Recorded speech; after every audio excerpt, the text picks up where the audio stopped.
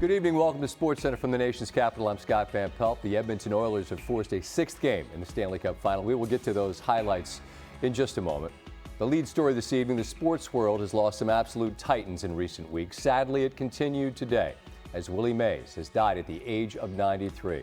He's the author of one of the singular moments in the game's history and greatest career resumes as well. Here's our Karl Ravech on the Say Hey Kid. Willie Mays is one that everybody knows. He's an iconic player, the epitome of what it means to be a great all-around baseball player. He's one of those special players that don't come around too often. Best center fielder of all time. He can do everything. You know, you want to be just like him.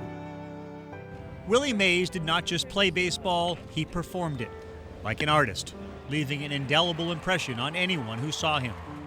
Willie was a theatrical personality, a man of unbridled joy on the ball field, a complicated figure off it perhaps, but on the field he gave you not only your money's worth in effort, but he made your heart sing. Born in Alabama in May 1931, Mays was a three-sport star in high school, but he excelled at baseball and gave up his amateur status to start playing in the Negro Leagues. I had to stay in school, so I played Saturday and Sunday when school was in. When school was out, I would go on the road with them. After signing with the New York Giants, he didn't just break into baseball, Mays burst into it. He batted .477 in 35 games at AAA before getting called up, where he immediately became one of the greatest acts in the show. There are 5 things you can do as a position player in baseball. Hit for power, hit for average, run and throw. There was not a thing he couldn't do. And not only that, but his intelligence in playing the game. His territory was from foul line to foul line, just stay out of his way.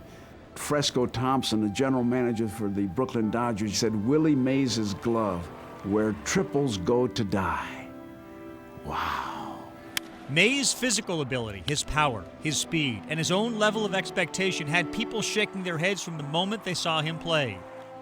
Routine plays for Mays were impossible feats for others. 1951 was his rookie season, and his first hit was a home run off future Hall of Famer Warren Spahn, who realized that one swing may have altered the history of the game.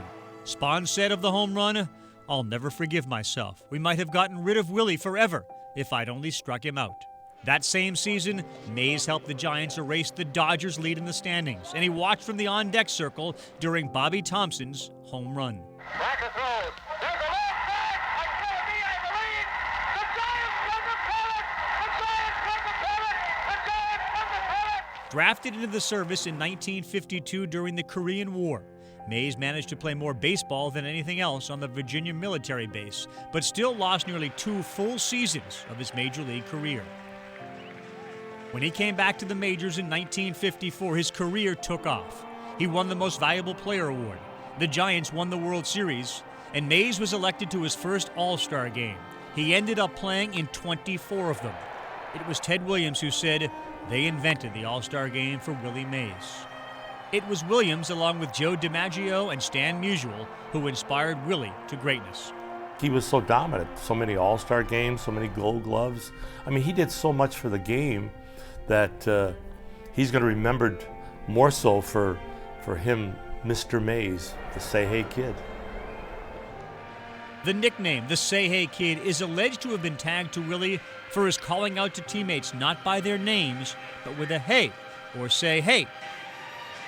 If one singular moment captured the greatness of Willie Mays, that iconic play would be the catch. Game 1 of the '54 World Series, Cleveland's Vic Wertz drives a ball deep to center in the 8th inning of a 2-2 tie. There's a long drive way back in center field. Way back. It is Willie Mays just brought this crowd to its feet with a catch, which must have been an optical illusion to a lot of people. As I'm running, I'm not worrying about catching the ball. My biggest problem was, how am I going to get this ball back into the infield? If I didn't catch the ball, the guy on second is going to score. The guy on first is going to score. Collectively, Mays' career numbers are unmatched. There's only one other player who had at least 2,500-plus hits, 600-plus home runs, 500-plus doubles, and 100-plus triples. That's Babe Ruth. Throw in 300-plus steals, and Willie Mays stands alone. Willie, to me, is the greatest all-around ball player that I've ever seen.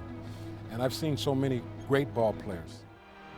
Mays retired in 1973 with the Mets, finishing his career in New York, where it all started. Through baseball, Mays connected with generations of fans, whether playing stickball with the neighborhood kids in Harlem early in his career or orchestrating a team of black players for exhibition games late in his career. His enthusiasm for the sport was contagious. The game brought him fame, but not a fortune. His currency are the numbers he put up and the memories he created. His statue now fronts the Giants ballpark at 24 Willie Mays Plaza. And in San Francisco, every May 24th, they celebrate Willie Mays Day. His plaque has been in Cooperstown since 1979. His legacy will live forever as perhaps the best baseball player of all time. Barry Bonds, the godson of Willie Mays, wrote on Instagram, and I quote, "I'm beyond devastated and overcome with emotion. I have no words to describe what you mean to me. You helped shape me to be who I am today. Thank you for being my godfather and always being there. Give my dad a hug for me. Rest in peace, Willie. I love you forever."